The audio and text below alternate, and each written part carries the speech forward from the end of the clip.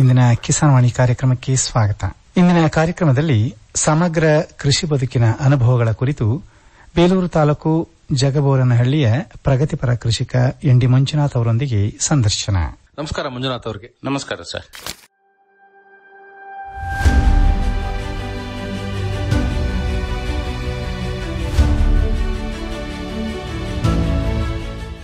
ಎಲ್ರಿಗೂ ನಮಸ್ಕಾರ. ನನ್ನ ಹೆಸರು ಮಂಜುನಾಥ ಎಂಡಿ ಅಂತ. ನಮ್ಮೂರು ಬಂದು ಇದು ಜಗಬೋರನಹಳ್ಳಿ. ನನ್ನ ಹತ್ರ ಸುಮಾರು ಒಂದು 5-6-7 ಥರದ ವೆರೈಟಿ ಹಲಸೆ ನನ್ನ ಹತ್ರ ಇದೆ. ಅದರಲ್ಲಿ ಮುಖ್ಯವಾಗಿ ಗಿಡ್ಡೇಗೌಡರ ಹಲಸು ಅಂತಲೇ ಫೇಮಸ್ ಆಗ್ಬಿಟ್ಟಿದೆ. ಅದು ರುದ್ರಾಕ್ಷಿ ಹಲಸು. ಆಮೇಲೆ ಒಳ್ಳೆ ಹಣ್ಣುಗಳು ಸಿಗುತ್ತೆ. ಅದು ಈ ಹೇಗಿರುತ್ತೆ ಅಂದರೆ ಒಳ್ಳೆ ಸಕ್ಕರೆ ತಿಂದಂಗೆ ಆಗುತ್ತೆ ರುದ್ರಾಕ್ಷಿ ಎಸ್ಪೆಷಲಿ.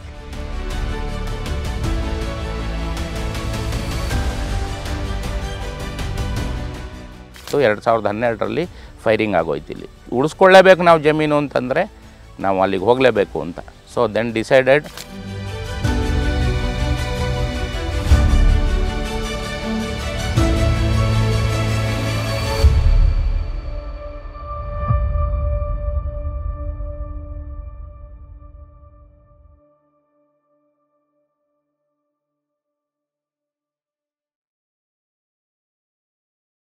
ನಾನಿದು 1998ರಲ್ಲಿ ಬಂದು ಜಾಗ ನೋಡಿದಾಗ ನನಗಿದೆಲ್ಲ ಹೊಸ ಜಾಗ, ಏನೂ ಗೊತ್ತಿಲ್ಲ, ನಮ್ಗೆ ಬೆಲ್ಟೆ ಅಲ್ಲ ಇದು. ಜಮೀನಲ್ಲಿ ನೋಡಿದರೆ ಏನು ಬೆಳೆ ಏನೂ ಇತ್ತಿಲ್ಲ.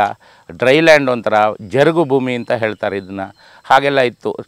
ನಾನೇನು ಮಾಡಿದೆ, ಕೆಲವಷ್ಟು ನೋಡಿದೆ, ಕಾಡು ಮರಗಳು ತುಂಬ ಇದ್ದವು, ಹೊನ್ನೆ ಮರ ಈ ಥರದ್ದೆಲ್ಲ ತುಂಬ ಇತ್ತು. ಹಾಗಾಗಿ ಇದು ಯಾಕೆ ಇಲ್ಲಿ ಬರಬಾರ್ದು ಅಂತ ಹೇಳಿಬಿಟ್ಟು ಒಂದು ಸ್ವಲ್ಪ ಟೈಮ್ ತಗೊಂಡು ಇದನ್ನು ಪರ್ಚೇಸ್ ಮಾಡಿದೆ. ಇದು 4.25 ಎಕರೆ ಒಂದೇ ಬೌಂಡ್ರಿ. ಬರೀ ಕಾಡು ಮರಗಳಿತ್ತು, ಸ್ವಲ್ಪ ಕ್ಲೋಪಾಗಿತ್ತು. ಹೇಗೆ ಅಂದರೆ ನಾನು ತೊಗೊಳ್ಳುವಾಗ ಮೇಲಿಂದ ಬಿದ್ದಿದ್ದ ನೀರು ಸೀದಾ ಕೆಳಗೋಗೋದು. ಇದನ್ನೇನು ಮಾಡಿದೆ, ನಾನು ನೋಡ್ತಾ ಇದ್ದೆ ಮಳೆ ಬಂದಾಗೆಲ್ಲ ಸೀದಾ ನೀರು ಆಚೆ ಹರಿದೋಗುತ್ತೆ, ಇಲ್ಲಿ ಏನು ಫಲವತ್ತು ಉಳಿಯುತ್ತೆ ಅಂತ. ಆಗ ಒಂದು ಕಡೆ ಜಾಗದಲ್ಲಿ ಕಾಡು ಮರಗಳಿದ್ದ ಜಾಗದಲ್ಲಿ ಅಷ್ಟು ನೀರು ಹೋಗ್ತಾ ಇರಲಿಲ್ಲ. ಹಾಗಾಗಿ ಅದನ್ನೇನು ಮಾಡಿದೆ, ನಾನು ಸೀದಾ ಹೋಗಿ ಒಂದು JCB ಕರೆಸ್ಬಿಟ್ಟು ಇಡೀ ಅಷ್ಟು ಜಮೀನಿಗೂ ಮಧ್ಯೆ ಟ್ರೆಂಚ್ ಹೊಡೆಸ್ಕೊಂಡ್ಬಿಟ್ಟೆ. ಟ್ರೆಂಚ್ ಹೊಡೆಸ್ಬಿಟ್ಟು ಸಾಕಷ್ಟು ಕಾಡು ಮರಗಳನ್ನು ನಾನು ಹಾಕ್ಕೊಳ್ತಾ ಬಂದೆ.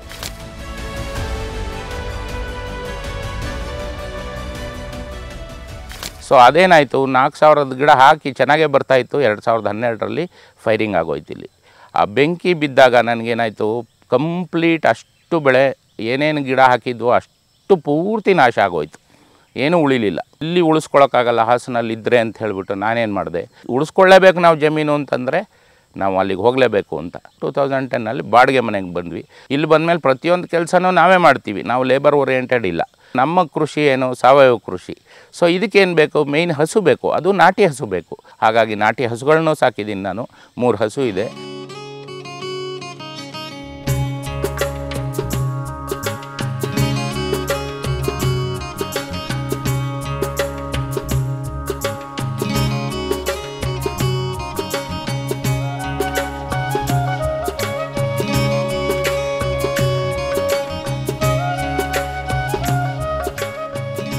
ಆಮೇಲೆ ಆ ಹಸುವಿಂದ ಸಾಕಷ್ಟು ಗೊಬ್ಬರ ಮಾಡ್ಕೊಳ್ತೀನಿ ನಾನು.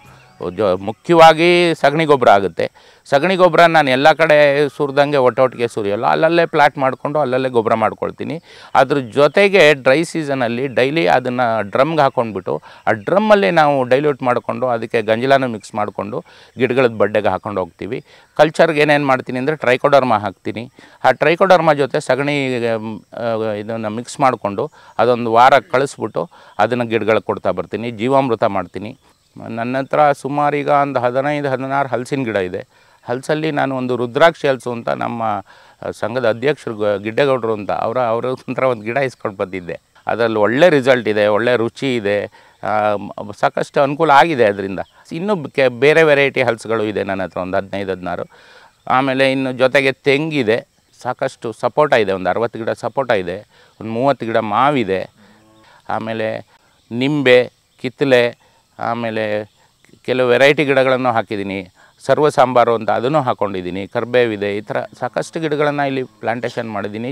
ನನಗೆ ಸದ್ಯಕ್ಕೆ ಹಣ್ಣಿನ ಬೆಳೆಗಳೆಲ್ಲ ಆದಾಯ ಸಿಗ್ತಾಯಿದೆ. ಜೊತೆಗೆ ಸಣ್ಣ ಪುಟ್ಟದಾಗಿ ತರಕಾರಿ ಮಾಡ್ಕೊಳ್ತೀವಿ. ಸೀಸನಲ್ಲಿ ಜೋಳ, ರಾಗಿ ಇದನ್ನು ಮಾಡ್ಕೊಳ್ತೀವಿ ನಾವು. ಆಮೇಲೆ ದನಗೆ ಮೇವು ಬೇಕು ನಮಗೆ. ಮೇವನ್ನು ಸಾಕಷ್ಟು ನಾವು ಬೆಳ್ಕೊಳ್ತೀವಿ ಇಲ್ಲಿ. 2011ರಲ್ಲಿ ಹೇಮಾನಂತ ಅವ್ರ ತೋಟಕ್ಕೆ ಹೋಗಿದ್ವಿ. ಅಲ್ಲಿ ಹೆಬ್ಬೇವು ಗಿಡಗಳನ್ನು ಲಾಂಚ್ ಮಾಡೋ ಪ್ರೋಗ್ರಾಮ್ ಇತ್ತು. ಹಾಗಾಗಿ ನಾನೇನು ಮಾಡಿದೆ, ಒಂದು 14 ಗಿಡ ತೊಗೊಂಡು ಬಂದೆ. ಅಲ್ಲಿಂದ 14 ಗಿಡ ತೊಗೊಂಡು ಬಂದು ಹಾಕಿದೆ. 2014ರಲ್ಲಿ 14 ಗಿಡ ಸುಮ್ಮನೆ ಬದು ಮೇಲೆ ಇರಲಿ ಅಂತ ಹೇಳ್ಬಿಟ್ಟು ಬದು ಮೇಲೆ ಹಾಕ್ಕೊಂಡು ಬಂದೆ. ಅರೌಂಡ್ ಒಂದು 10 ಅಡಿನೇ ಗ್ಯಾಪ್ ಕೊಟ್ಟಿದ್ದೆ ನಾನು ನೋಡೋಣ ಅಂತ. ಅದು ನಾನು ಫಸ್ಟ್ ಒಂದು ಸ್ವಲ್ಪ ದಿವಸ ಕಾಳಜಿ ಕೊಟ್ಟನೇನೋ ಅಷ್ಟೇ, ಅದು ಜ್ಞಾಪಕನೇ ಇಲ್ಲ ಆ್ಯಕ್ಚುಲಿ. ಬಟ್ ತುಂಬ ಚೆನ್ನಾಗಿ ಬಂತು ಹೆಬ್ಬೇವು ಬರ್ತಾ ಏನಾಯಿತು, ಒಂದು 10 ವರ್ಷಕ್ಕೆ ನನಗೆ ಅದ್ಭುತವಾಗಿ ಬಂತು. ಒಬ್ಬರು ತಬ್ಗಳಕ್ಕಾಗದಷ್ಟು ದಪ್ಪವಾಗಿ ಅಷ್ಟು ಚೆನ್ನಾಗಿ ಬಂತು. ಒಂದು 14 ಮರದಲ್ಲಿ 1 ಗಿಡ ಸಿಡ್ಲೊಡೆದು ಹೋಯಿತು. ಇನ್ನು 13 ಗಿಡನ ನಾನು ಪರ್ ಟನ್ನು 5,500ದಂಗೆ ನಾನು ಕೊಟ್ಟೆ. ಅದರಲ್ಲಿ ಒಂದು 12-13 ಟನ್ ಸಿಕ್ತು. ಒಂದು 12 ಟನ್ ಅಂತೂ ಸಿಕ್ತು. ಹಾಗಾಗಿ ಒಂದು 60,000 ರೂಪಾಯಿ ನನಗೆ ಒಳ್ಳೆ ಇನ್ಕಮ್ ಆಯಿತು. ಹಾಗಾಗಿ ಹೆಬ್ಬೇವಿಂದ ನಂಗೆ ತುಂಬ ಅನುಕೂಲ ಆಯಿತು. ಆ ಹೆಬ್ಬೇವು ಉಳಿದಿದ್ದು ಕೂಳೆಲಿ ಚಿಗುರು ಬರ್ತಾಯಿದೆ.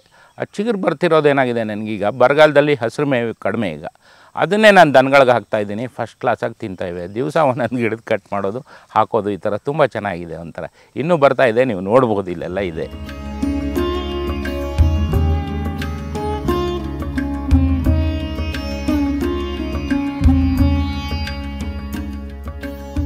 ತೇಗ ಇದೆ, ತುಂಬ ತೇಗ ಇದೆ ನನ್ನ ಹತ್ರ. ತೇಗದ ಜೊತೆಗೆ ಹೊನ್ನೆ ಮರ ಇದೆ, ಜೊತೆಗೆ ಕೂಳಿ ಅಂತ ಹೇಳ್ತೀವಿ ನಾವು, ಶಿವನಿ ಅಂತ ನೀವು ಹೇಳ್ತೀರಾ. ಸೊ ಕೂಳಿ ಮರ ತುಂಬ ಇದೆ. ಇನ್ನು ಕಾಡು ಮರಗಳು ತುಂಬ ಇದೆ, ನಾನು ಬಿಟ್ಕೊಂಡಿದ್ದೀನಿ, ಯಾವುದೂ ಏನೂ ಕೊಟ್ಟಿಲ್ಲ. ಹಾಗಾಗಿ ಇವೆಲ್ಲ ಒಂದು ಅಡಿಷ್ನಲ್ ಅಸೆಟ್ ಇದು. ಎಸ್ಪೆಷಲಿ ತೇಗದ ಮರ ಒಳ್ಳೆ ರೇಟ್ ಇದೆ. ಅದು ನನಗೆ ಆಲ್ರೆಡಿ ಹಾಕೇ ಒಂದು 15 ವರ್ಷ ಆಗಿದೆ. ಹಾಗಾಗಿ ತೇಗದ ಮರ ಒಳ್ಳೆ ಬಾಳಿಕೆ ಇದೆ. ಹಾಗಾಗಿ ನನಗೆ ಇನ್ನೊಂದು 10 ವರ್ಷಕ್ಕೆ ಅದು ಒಳ್ಳೆ FD ಇದ್ದಂಗೆ ದುಡ್ಡು ಬರುತ್ತೆ. ಯಾವ ರೈತನು ಇವತ್ತು ಕಡಿಮೆ ಇಲ್ಲ ಈ ಥರ ಮರಗಳನ್ನ ಹಾಕ್ಕೊಂಡ್ರೆ.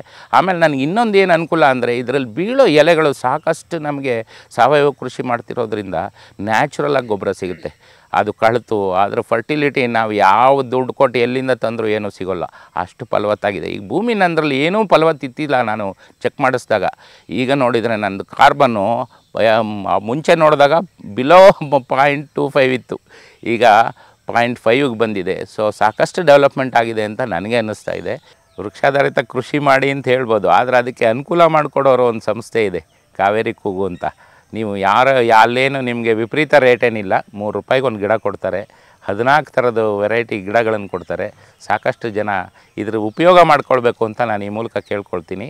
ಅದಕ್ಕಾಗಿ ಕಾವೇರಿ ಕೂಗು ಸಹಾಯವಾಣಿ ಸಂಖ್ಯೆನ ನೀವು ಸಂಪರ್ಕಿಸ್ಬೋದು. ನಮಸ್ತೆ.